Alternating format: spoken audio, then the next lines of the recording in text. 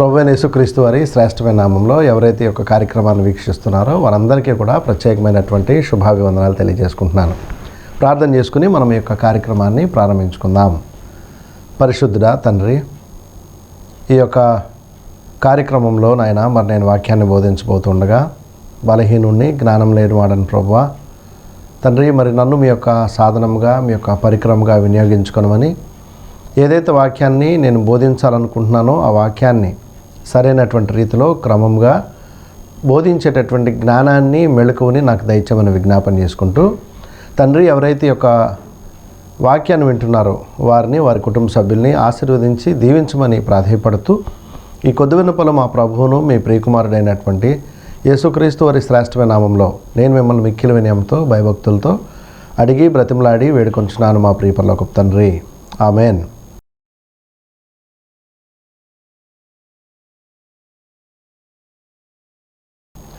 అందరికీ మరొకమారు ప్రభువైన యేసుక్రీస్తు వారి శ్రేష్టమైన నామంలో ప్రత్యేకమైనటువంటి శుభాభివందనాలు తెలియజేసుకుంటున్నాను. గడిచిన కొన్ని వారాలుగా మనము అపోస్తలుల బోధ గురించి మనం మాట్లాడుకుంటున్నాం. అపోస్తలుల బోధలో మనం ఉన్నామా? అంటే అపోస్తలులు చేసినటువంటి ఏ విధమైనటువంటి పరిచర్య, లేకపోతే అపోస్తలుల యొక్క విధి విధానాలు, ఈరోజు మనకున్నటువంటి పరిస్థితులు, వీటన్నిటి గురించి కూడా మనము గడిచిన కొద్ది వారాలుగా మనం మాట్లాడుకుంటూ వస్తున్నాం. ఈ వారం కూడా అపోస్తలుల బోధ గురించే మనం మాట్లాడుకుంటున్నాం. మొదటగా యోహాను సువార్త 4వ అధ్యాయము 24వ వచనాన్ని నేను చదువుతున్నాను. యోహాను సువార్త 4వ అధ్యాయము 24వ వచనము. దేవుడు ఆత్మ గనుక ఆయనను ఆరాధించువారు ఆత్మతోనూ సత్యంతోనూ ఆరాధింపవలెననెను. దేవుడు ఆత్మ గనుక ఆయనను ఆరాధించువారు ఆత్మతోనూ సత్యంతోనూ ఆరాధించాలి. ఇప్పుడు యేసుక్రీస్తు ప్రభువారు సెలవిచ్చినటువంటి ఈ యొక్క మాటను చక్కగా అవలంబించిన వారు ఎవరంటే అపోస్తలులు. వారు ఆత్మతోనూ సత్యంతోనూ దేవుణ్ణి ఆరాధించారు. అలాగే యోహాను సువార్త 17వ అధ్యాయము 17వ వచనాన్ని కూడా మనం ఒకసారి చదువుకుంటే, సత్యమందు వారిని ప్రతిష్ఠ చేయము, నీ వాక్యమే సత్యము. దేవుని యొక్క వాక్యము సత్యము. ఆయన వాక్యమందే మనం ఉండాలి. అందులో దేవుని యొక్క వాక్యములో మనము ప్రతిష్ఠింపబడాలి. ఎంత బాగుంటుంది కదా! వాస్తవానికి దేవుని యొక్క సత్యములో, అంటే దేవుని యొక్క వాక్యంలో మనం ప్రతిష్ఠింపబడితే, ఆ వాక్యంలో మనం నడుస్తూ ఉంటే, ఆ వాక్యంలో మనం జీవిస్తూ ఉంటే చాలా బాగుంటుంది.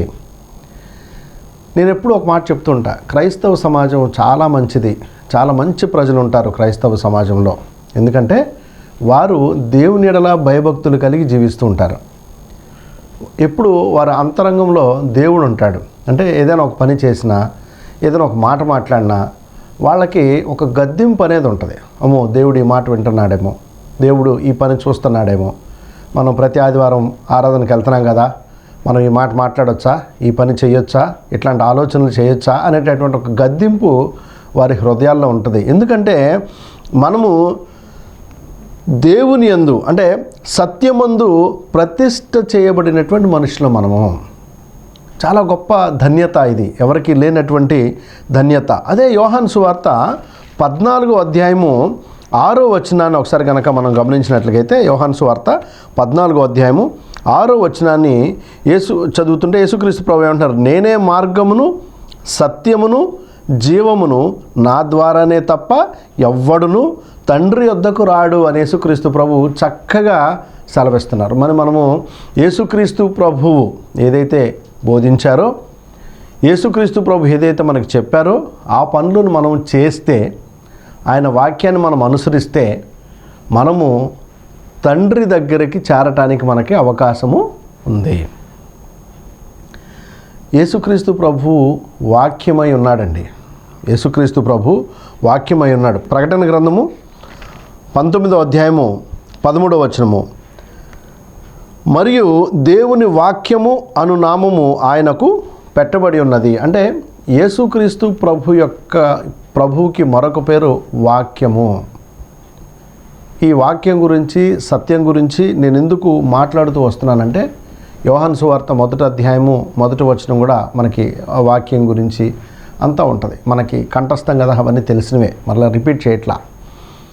ఇంత విషయము, ఇంత ఇంట్రడక్షన్ నేను ఎందుకు ఇస్తున్నానంటేనండి, వాక్యాన్ని తెలుసుకోవాలి, సత్యాన్ని తెలుసుకోవాలి. వాక్యం తెలుసుకోకుండా, సత్యం తెలుసుకోకుండా మన మనసుకి ఏదైనా అనిపిస్తే, లేకపోతే మనం ఏదో ఒక ప్లాన్ చేసుకుని, లేకపోతే మనం ఇలా చేయాలి అనేటటువంటి ఉద్దేశంలో దేవుని పని చేయటం కాదు. దేవుని యొక్క ఆజ్ఞల్ని, ఆయన యొక్క విధుల్ని మనము తెలుసుకోవాలి మొదటగా. అదే కదా యోహాను సువార్త 5వ అధ్యాయం 39వ వచనం చదివితే నాకు చాలా ఇష్టమైనటువంటి మాట అండి. యోహాను సువార్త 5వ అధ్యాయము 39వ వచనాన్ని నేను చదువుతున్నాను. లేఖనములు యందు మీకు నిత్య జీవము కలదని తలంచుచు వాటిని పరిశోధించుచున్నారు. ఇప్పుడు నిత్య జీవం ఎక్కడ ఉంటుంది? లేఖనాల్లో ఉంటుంది. అంటే లేఖనము మనకు సత్యమైనది. వాక్యం అనేది చాలా ఇంపార్టెంట్ మన జీవితాల్లో. మరి ఆ లేఖనాల్ని మనం పరిశోధిస్తున్నామా? లేఖనాల్ని పరిశోధిస్తున్నామా? ఏంటండి ప్రతిసారి మీరు అపోస్తలుల బోధ గురించి చెప్తున్నారు, ఎంతసేపు వాక్యం ఎలా ఉంది, మీరు ఎలా జనాలు ఎలా చేస్తున్నారు, లేకపోతే వాక్యంలో ఇట్లా ఉందిలే, లేకపోతే మీరందరూ ఇలా చేస్తున్నారు, మీరు ఎందుకు తప్పు చేస్తున్నారు, ఇలాంటి విషయాలే మీరు మాట్లాడుతున్నారు ఏంటి సార్ అని. అంటే నిజంగా నా ఉద్దేశం మిమ్మల్ని బాధ పెట్టాలని కాదండి. నేను స్నేహపూర్వకంగా ఉండే మనిషినే, అందరితో చాలా సరదాగానే ఉంటా. కాకపోతే వాక్యంలో మనకి నిత్య జీవం ఉన్నది. లేఖనాల్లో మనకి నిత్య జీవం ఉంది. ఆ నిత్య జీవాన్ని మనందరం పొందుకోవాలి కదా, మనందరం నిత్య జీవం కలిగి ఉండాలి కదా. ఆ వేదనతో, ఆ మనసుతో మేము కొన్నిసార్లు ఉన్నది ఉన్నట్టుగా మేము చూపిస్తున్నాం, అంతేగాని ఎవరిని బాధ పెట్టాలనే ఉద్దేశం ఏమాత్రమూ కాదు. అందరినీ నిన్ను వలె నీ పొరుగువాడిని ప్రేమించమని దేవుడు మనకి ఇచ్చినటువంటి చక్కటి ఆజ్ఞ. అందరినీ ప్రేమిస్తున్నాం. కాకపోతే కొందరు అపోస్తలుల బోధ నుండి డీవియేట్ అయిపోతున్నారు కాబట్టి వారి ద్వారా వాళ్ళ నెక్స్ట్ జనరేషన్ కూడా డీవియేట్ అయిపోతున్నారు. అది ప్రమాదం కదా మనకి. అందుకని మనము అపోస్తలుల బోధలో ఉంటున్నామా లేదా అనేది మనం చెక్ చేసుకోవాలి. లేఖనాలు యందు మనకి నిత్య జీవము ఉన్నదే. ఇంతకుముందు నేను వాక్యం ప్రారంభించిన తర్వాత కొన్ని అంశాలని నేను మాట్లాడాను, మీతో కొన్ని అంశాలను మాట్లాడాను. ముఖ్యంగా అందులో 2వ సమూయేలు గ్రంథము 6వ అధ్యాయము 3 నుండి 8 వచనాల్లో ఉన్నటువంటి సారాంశము, అంటే ఉజ్జా గురించినటువంటి విషయాలని నేను మీతో మాట్లాడడం జరిగింది. ఉజ్జా చాలా మంచి వ్యక్తి కదా. అంటే ఉజ్జా దేవుని మందసము ఎడ్ల బండి మీద నుండి కింద పడిపోతుంది కాబట్టి, అయ్యో దేవుని మందసం పడిపోతుందే అనేటటువంటి ఉద్దేశంతో ఆయన దేవుని మందసాన్ని పట్టుకున్న తర్వాత ఆయన మరణించడం జరిగింది. ఈ విషయం గురించి మనం ఇంతకుముందు మాట్లాడుకున్నాం. అంటే మనము మానసికంగా మంచివాళ్ళమే, కానీ దేవుని యొక్క ఆజ్ఞల నుండి మనము కొన్నిసార్లు తప్పిపోతున్నాం. ఆయన చెప్పింది మనం చేయకుండా బయటకు వచ్చేస్తున్నాం. అది మెయిన్గా మనం అబ్జర్వ్ చేసుకోవాలన్నమాట. మన లైఫ్లో మనం దాని మీద ఫుల్గా మనం ఫోకస్ చేయాలి, కాన్సన్ట్రేట్ చేయాలి. అలాగే లేవియాకాండం 10వ అధ్యాయంలో 1 నుండి 3 వచనాల్లో ఉన్నటువంటి విషయాలను కూడా ఇంతకుముందు నేను మాట్లాడాను. అహరోను కుమారులు ఎవరైతే ఉన్నారో వారు దేవుడు ఆజ్ఞాపింపని వేరొక అగ్నిని తీసుకొచ్చినందున వారు అక్కడే మరణించారు అనేటువంటి విషయాన్ని మనము లేవియాకాండము 10వ అధ్యాయం 1 నుండి 3 వచనాలు చదివితే మనకు అందులో చూడవచ్చు. పోయినసారి కూడా నేను మాట్లాడాను కదా, చాలామంది ప్రభునందు నిద్రించిన వారు ధన్యులు అని రాసేసుకుంటూ ఉంటారు. నిజానికి వాళ్ళు ఆరాధనకు వెళ్ళపోయినా ఒక క్రైస్తవ కుటుంబంలో ఉంటే వారు మరణించిన తర్వాత ఆ సమాధుల మీద వారు ఏమని రాసుకుంటారంటే ప్రభునందు నిద్రించిన వారు ధన్యులను రాసేసుకుంటారు. మంచిదే. అంటే కొన్నిసార్లు మనం క్రిస్టియన్స్మే కాబట్టి మరి అలా రాసుకుంటూ ఉంటాం. కానీ వాస్తవానికి మనం దేవునికి దగ్గరగా బ్రతకకపోయినా సమాధుల మీద అలా రాసుకుంటూ ఉంటాం, సమాధుల మీద అలా రాసుకుంటూ ఉంటాం. క్రైస్తవ సమాజంలో అది మామూలుగా జరిగేటటువంటి విషయమే, మంచిదే. దాని గురించి నేను మాట్లాడట్లా. కాకపోతే చూడండి, అహరోను కుమారులు ఎంతో దైవభక్తి కలిగిన వారు, మరి యాజకులు వాళ్ళు. అంటే అహరోను కుమారులు ఎంతో గొప్పవాళ్ళు. కానీ అహరోను కుమారులు చేసిన తప్పులు చిన్న తప్పు అయినప్పటికీ దాన్ని కూడా దేవుడు చాలా సీరియస్గా కన్సిడర్ చేశాడు. ఎంత సీరియస్గా కన్సిడర్ చేశారంటే వెంటనే వారు అక్కడ చనిపోయారు, మరణించారు. అంటే వాళ్ళు దేవుని ఆజ్ఞను ఎక్కడో మిస్ అయ్యారు.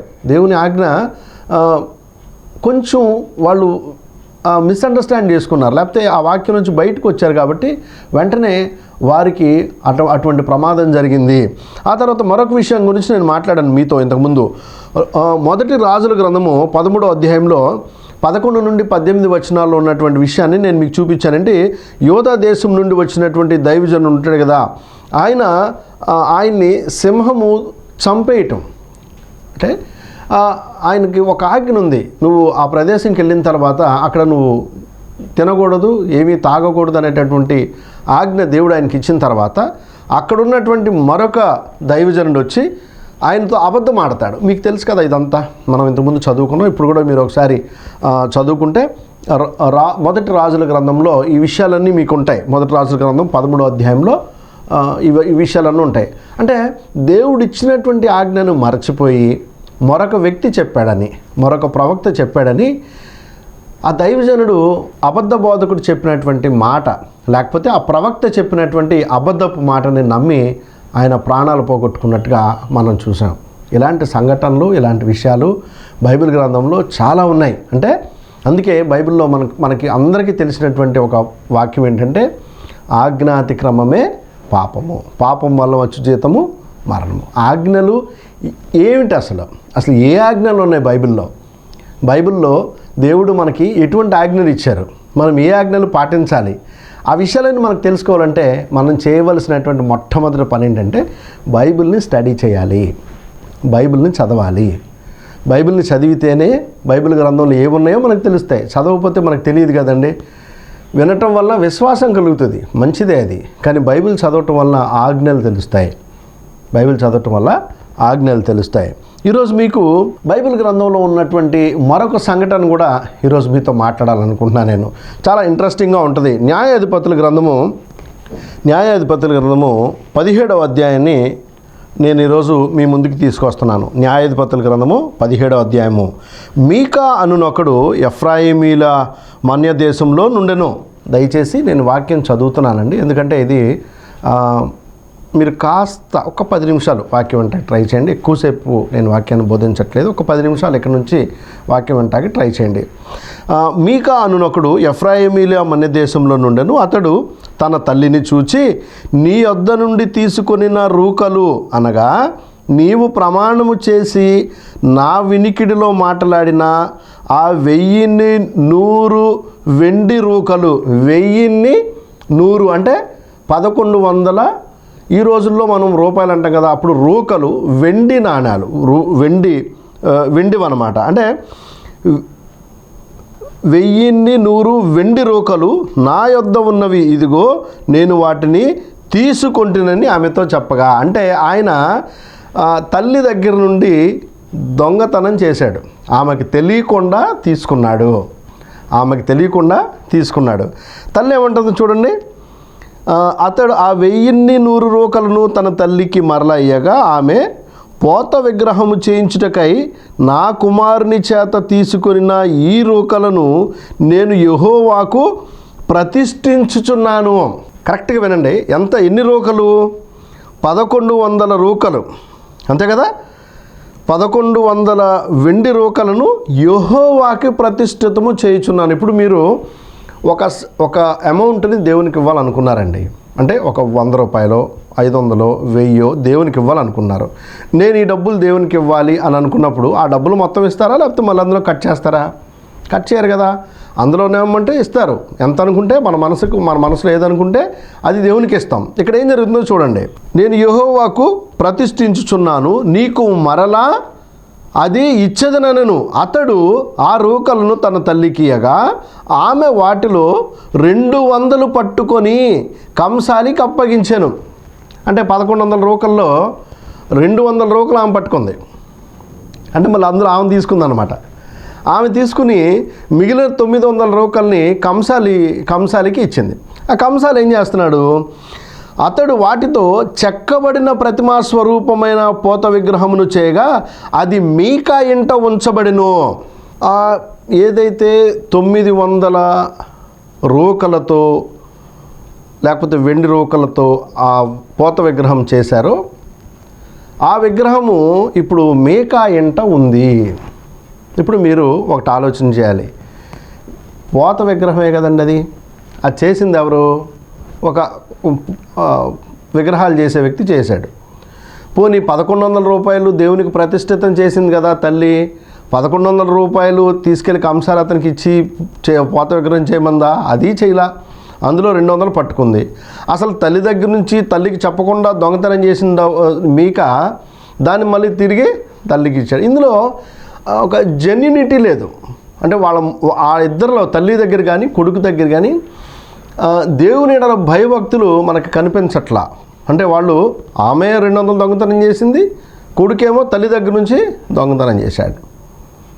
చూడండి ఆ తర్వాత ఏం జరిగిందంటే 5వ వచనం చదువుతున్నా. మీకా అను ఆ మనుష్యునికి దేవమందిరం ఒకటి ఉండెను, మరియు అతడు ఏఫోదును గృహదేవతలను చేయించి తన కుమారులలో ఒకని ప్రతిష్ఠింపగా ఇతడు అతనికి యాజకుడాయను. ఎవరైతే కొడుకుని ప్రతిష్ఠిత చేశాడు, చక్కగా నువ్వు ఇక నుంచి నువ్వే మాకు మన ఈ రోజుల్లో చెప్పాలంటే పాస్టర్ గారు అన్నట్టుగా, లేకపోతే బోధకుడు అని, లేకపోతే ఫాదర్ అని ఇట్లా పిలుస్తున్నాం కదా, అలా ఆ ఇంటికి ఒక యాజకుడిగా ఆ బిడ్డను పెట్టాడు. ఆ రోజు నుంచి ఆ బిడ్డ ఆ ఇంటికి యాజకుడు అయ్యాడు. ఇది 7వ వచనం నుంచి, యూదా బెత్లెహేంలో నుండి వచ్చిన యూదా వంశస్థుడైన ఒక యవ్వనుడు ఉండెను. అతడు లేవీయుడు. అతడు అక్కడ నివసించెను. ఆ మనుష్యుడు తనకు స్థలము దొరికిన చోట నివసింపవలెనని యూదా బెత్లెహేము నుండి బయలుదేరి ప్రయాణం చేయుచు ఎఫ్రాయిమీల మన్య దేశమునున్న మీకా ఇంటికి వచ్చెను. ఇక్కడ ఒక లేవీయుడు యూదా బెత్లెహేం నుంచి వచ్చి ఎక్కడైతే స్థలం దొరికితే అక్కడ కాపురం ఉందాము, ఎక్కడన్నా ప్లేస్ ఉంటే అక్కడ నివసిద్దాము అనేటటువంటి ఒక సాధారణమైనటువంటి మైండ్ సెట్తో అతను అక్కడికి వచ్చాడనమాట. వచ్చినప్పుడు 9వ వచనంలో, మీకా నీవు ఎక్కడి నుండి వచ్చితేవని అతన్ని అడుగగా అతడు, నేను యూదా బెత్లెహేం నుండి వచ్చిన లేవీయుడను, నాకు దొరకగల చోట నివసించుటకు పోవచ్చున్నానని అతనితో అనెను. మీకా, నా యొద్ద నివసించి నాకు తండ్రివిగాను యాజకుడుగాను ఉండుము. నేను సంవత్సరమునకు నీకు 10 వెండి రూకలను, ఒక దుస్తు బట్టలను, ఆహారమును ఇచ్చేదనని చెప్పగా ఆ లేవీయుడు ఒప్పుకొని, లేవీయుడికి హ్యాపీ కదా, చక్కగా బట్టలు ఉన్నాయి, డబ్బులు వస్తున్నాయి, ఆహారం వస్తుంది. అతను ఏం అడిగాడంటే, నువ్వు నాకు యాజకుడిగా ఉండు, నాకు తండ్రిగా ఉండు. చక్కగా ఆ పోత పోసిన విగ్రహం ఉంది, అవన్నీ అంతకుముందు వాళ్ళ అబ్బాయికి ఏదైతే ఇచ్చాడో అవన్నీ ఏఫోదు కానీ అవన్నీ ఇచ్చాడు. చక్కగా అవన్నీ గృహదేవత కానీ ఏఫోదు కానీ అన్నీ అతనికి కూడా ఇచ్చాడు. చక్కగా ఇప్పుడు అతను లేవీయుడు ఆ ఇంటికి ఒక యాజకుడైపోయాడు.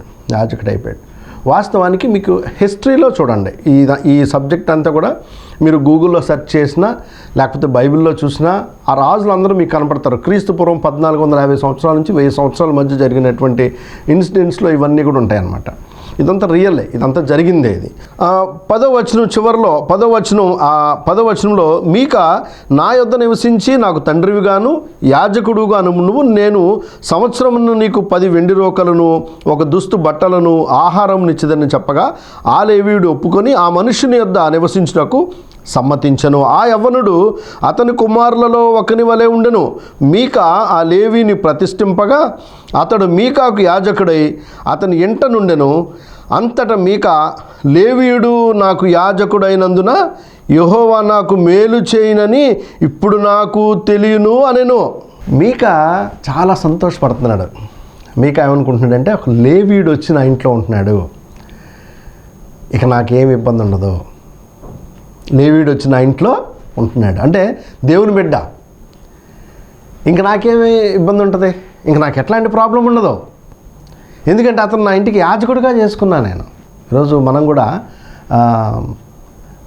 ఏదైనా ఒక దేవుని బిడ్డ దగ్గరికి వెళ్ళినప్పుడు, ఒక దేవుని పని చేసే వ్యక్తి దగ్గరికి వెళ్ళినప్పుడు చాలా సంతోషిస్తాం. ఎందుకంటే దైవజనుల్ని మనము సన్మానిస్తాం, ప్రేమిస్తాం, వాళ్ళని అభిమానిస్తాం. అలాగే మీకా కూడా అక్కడ అభిమానిస్తున్నాడు. అయితే 18వ అధ్యాయంలో మీరు మొదటి నుండి చదువుకుంటూ వస్తే, ఆ దినములలో ఇశ్రాయేలీలకు రాజు లేడు, మరియు ఇశ్రాయేలీల గోత్రములలో ఆ దినము వరకు దానియులు స్వాస్థ్యము పొంది ఉండలేదు కనుక ఆ కాలమున తాము నివసించుటకు తమకు స్వాస్థ్యము వెదుక్కున్నటకై వారు బయలుదేరి ఉండిరి. ఆ దేశ సంచారం చేసి దానిని పరిశోధించుటకై దానియులు తమ వంశస్థులందరిలో నుండి పరాక్రమవంతులైన 5 మనుషులను జోర్యా నుండి ఎఫ్తాయేలు నుండి పంపి, మీరు వెళ్ళి దేశమును పరిశోధించునని వారితో చెప్పగా, వారు ఎఫ్రాయిమీల మన్యముననున్న మీకా ఇంటికి వచ్చి అక్కడ దిగిరి. వారు మీకా ఇంటి యొద్దనున్నప్పుడు లేవీయుడైన ఆ యవ్వనస్తుని స్వరమును పోల్చి ఆ వైపునకు తిరిగి అతనితో, ఎవడు నిన్ను ఇక్కడికి రప్పించెను? ఈ చోటుని నీవేమి చేయుచున్నావు?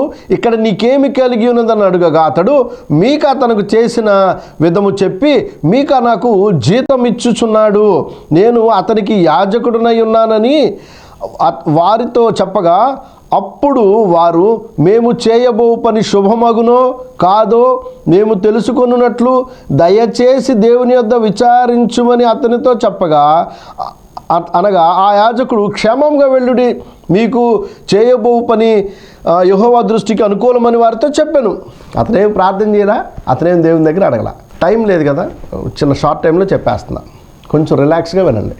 వాళ్ళు ఏమడిగారంటే, నువ్వు ఇక్కడ మీకా ఇంట్లో యాజకుడిగా ఉంటున్నావు కదా, నీ గొంతు మీ స్వరం మేము విన్నావు, నువ్వు లేవీలు మాట్లాగా మాట్లాడుతున్నావు, నువ్వు ఇక్కడికి ఎందుకు వచ్చావంటే, మీకాకి అతనికి జరిగిన విషయాలన్నీ చెప్పాడు. నేను ఇక్కడ జీతం తీసుకుంటున్నానండి, నాకు అతను భోజనం పెడతానన్నాడు, నాకు బట్టలు ఇస్తానన్నాడు, డబ్బులు ఇస్తానన్నాడు, సో నేను ఇక్కడ అతనికి నేను యాజకుడు అయినానంటే, వాళ్ళు ఏం చెప్పారంటే, చక్కగా మరి మా పని కూడా జరుగుతుందేమో చెప్పు అని అన్నారు. మీరు వెళ్ళండి, ఏం పర్లేదు, మీకు కూడా హ్యాపీగా జరుగుతుంది. అదంతా జరిగిన తర్వాత 14వ వచనం నుంచి చదువుతున్నాను. కాబట్టి లాయిషు దేశమును సంచరించుటకు పోయిన 5 మనుషులు తమ సహోదరులను చూచి, ఆ ఇండ్లలో ఏఫోదును, గృహదేవతను, చెక్కబడిన ప్రతిమయు, పోత విగ్రహమును ఉన్నవని మీరు ఎరుగరా? మీరేమి చేయవలనో దాన్ని యోచన చేయడనగా, వారు ఆ తట్టు తిరిగి లేవీయుడైన ఆ యవ్వనుడున్న మీకా ఇంటికి వచ్చి అతని కుశల ప్రశ్నలు అడిగి, దానియులైన ఆ 600 మంది తమ యుద్ధాయుధములను కట్టుకొని గవిని వాకిట నిలిచుండగా, ఆ దేశమును సంచరించుటకు పోయిన ఆ 5 మనుషులు లోపలికి వచ్చి, గవిని వాకిట నిలుచుండగా దేశమును సంచరించుటకు పోయిన ఆ 5 మనుషులు లోపల చొచ్చి ఆ ప్రతిమను, ఏఫోదును, గృహదేవతలను, పోత విగ్రహములను పట్టుకొనిరి. అప్పుడు ఆ యాజకుడు యుద్ధాయుధములను కట్టుకొనిన ఆ 600 మంది మనుషులతో కూడా గవిని ఎదుట వాకిట నిలిచి ఉండెను. మీరు చూడండి ఏం జరిగిందంటే, అతను ఏదైతే చెప్పాడో, చెప్పిన తర్వాత వాళ్ళు వెళ్ళారు, వాళ్ళు ఏదైతే స్వాధీనపరచుకోవాలనుకున్నారో అది స్వాధీనపరచుకున్నారు. తిరిగి వచ్చిన తర్వాత మీకా ఏమనుకున్నాడు? ఫస్ట్, ఇక్కడ నుంచి లేవీయుడు నా ఇంట్లో ఉన్నాడు కాబట్టి నాకు ఏ ప్రాబ్లం ఉండదు అనుకున్నాడు కదా. కానీ ఆ లేవీయుడినే వచ్చినటువంటి వారు తీసుకెళ్ళిపోయారు. ఇక్కడ వాస్తవం గ్రహించాల్సిన ఇంత నేను ఎందుకు చదివానంటే, అసలు అతను నిజంగానే దేవుడు పంపించిన యాజకుడా? కాదు కదా. పోనీ ఆ పోత విగ్రహంలో ఏమన్నా సత్యం ఉందా? యేసుక్రీస్తు ప్రభు అన్నాడు కదా, నేనే సత్యమని. అలా ఏమన్నా ఆ పోత విగ్రహం సత్యమని చెప్పిందా? చెప్పలేదు కదా. కానీ ఆ పోత విగ్రహాన్ని పెట్టుకున్నటువంటి ఆ లేవీయుడు, జీతము పుచ్చుకునేటటువంటి లేవీయుడు, దేవుని వాక్కు లేకుండా ఊరికే వచ్చి దాని ఏమంటారండి, ప్రవచనం చెప్పినటువంటి లేవీయుడు, ఆ లేవీయుడిని మీకా ఇంటి నుండి తీసుకెళ్ళిపోయారు. ఎప్పుడైనా మనము అసత్యంలో ఉంటే, ఏదైతే ఒక రాంగ్ డాక్టర్లో ఉంటే, ఎప్పటికైనా మనం నమ్మింది అబద్ధం అయిపోద్ది. మీరు నమ్మే ప్రతి బోధ నిజమైనది కాదు అని పాత నిబంధనలోనే మనకి ఇలాంటి విషయాలు రాయబడి ఉన్నాయండి. ఆ ఏఫోదు, ఆ గృహదేవత కరెక్ట్ కాదు, ఆ లేవీయుడు కరెక్ట్ కాదు. కానీ కార్యం జరిగింది. అక్కడ కూడా కార్యాలు జరుగుతాయి, అక్కడ కూడా గొప్ప విషయాలు జరుగుతాయి, అక్కడ కూడా మేలులు జరుగుతాయి. ఈరోజు మనం కూడా వినే ప్రతిదీ వాక్యం కాదండి. చూసే ప్రతిదీ గుడి కాదు, చర్చ్ కాదండి. మనం వినే ప్రతి బోధ సత్యమైన బోధ కాదండి. గమనించాలి. అప్పుడు అద్భుతాలు జరుగుతాయి, ఇప్పుడు కూడా అద్భుతాలు జరుగుతాయి. కానీ ఏది సత్యమో ఏది అసత్యమో మనం తెలుసుకోవాలంటే వాక్యం చదవాలి. వాక్యం చదివితేనే వాక్యమే మనకి క్రిస్టల్ క్లియర్గా ప్రతి విషయాన్ని మనకు నేర్పిస్తుంది. చూడండి, ఆ యవ్వనస్తుడు ఏదో ఒక ప్రదేశంలో ఉందామని వచ్చాడు. కానీ అతను లేవీయుడు కదా, దేవుడు పంపించిన వ్యక్తి అనుకున్నాడు ఈయన మీకా. కానీ మీకా జీవితం అది పర్ఫెక్ట్ అవ్వలా. తన లాస్ట్లో తను ఊహించుకునేది జరగలా. ప్రేమైనటువంటి దేవుని బిడ్డలారా, మీరు కూడా ఈరోజు చాలా చోట్ల ఎవరిష్టమైనటువంటి బోధ వాళ్ళు వింటున్నారు. ఎవరికి ఎట్లా కావాలంటే అట్లా చేసుకుంటున్నారు. ఏదైతే ప్రతిమన వాళ్ళు చెక్కుకున్నారో అలా మనం కూడా ఎన్నో రకాలైనటువంటి బోధలకు మనం చెవినిస్తున్నాం. ప్రియమైనటువంటి దేవుని బిడ్డలారా, దయచేసి వాక్యం వినండి. వాక్యంలో ఉన్నది అలా ఉందా లేదా అనేది మాత్రం మనం ఖచ్చితంగా చెక్ చేసుకోవాలి పర్ఫెక్ట్గా. వాక్యాన్ని విన్న మీ అందరికీ ప్రత్యేకమైనటువంటి శుభాభివందనాలు. చక్కగా వాక్యాన్ని వినాలని, మీరు ఎవరైతే వాక్యాన్ని విన్నారో వాక్యం విన్న మీ అందరిని కూడా దేవుడు ఆశీర్వదించి దీవించాలని నేను మనస్ఫూర్తిగా కోరుకుంటున్నాను. ప్రార్థన చేసుకుని ఈ యొక్క వాక్య భాగాన్ని మనం ముగించుకుందాం. పరిశుద్ధుడా తండ్రి, ఈ కొద్దిసేపు నాయన మరి నన్ను మీ యొక్క కృపల్లో, మీ యొక్క దయలో నన్ను భద్రపరిచిన విధానాన్ని బట్టి మీకే స్తుతులు స్తోత్రాలు తెలియజేసుకుంటున్నాం తండ్రి. నాయన మరి ఎవరైతే యొక్క వాక్యాన్ని విన్నారో వారిని ఆశీర్వదించి దీవించమని ప్రాధేయపడుతున్నాను తండ్రి. మా జీవితాల్లో కూడా చెక్కబడినటువంటి పోత విగ్రహాలు చాలా ఉన్నాయి తండ్రి. ప్రజలు వాక్యాన్ని, లేఖనాల్ని అనుసరించక మనుషులు చెప్పేటటువంటి, లేవీయుడు చెప్పినటువంటి మాటలు అక్కడ మీకా ఎలా విన్నాడో ఈరోజు కూడా ఎవరు చెప్తే అది వింటున్నారు తండ్రి. అలా కాదు, కానీ చక్కగా వాక్యాన్ని తెలుసుకుని, చదివి, అర్థం చేసుకుని ఆ వాక్యానుసారంగా జీవించే భాగ్యాన్ని ప్రతి ఒక్క క్రైస్తవ బిడ్డకి దయచేయమని విజ్ఞాపన చేసుకుంటూ, బలహీనంగా ఉన్నటువంటి నన్ను కూడా బలపరచమని ప్రాధేయపడుతూ తండ్రి నాయన ఈ కొద్ది విన్నపాలు మా ప్రభువును మీ ప్రియకుమారుడైనటువంటి యేసుక్రీస్తు వారి శ్రేష్ఠ నామంలో నేను మిమ్మల్ని మిక్కిలి వినయంతో భయభక్తులతో అడిగి బ్రతిమలాడి వేడుకొంచున్నాను మా ప్రియ పరలోకపు తండ్రి. ఆమేన్.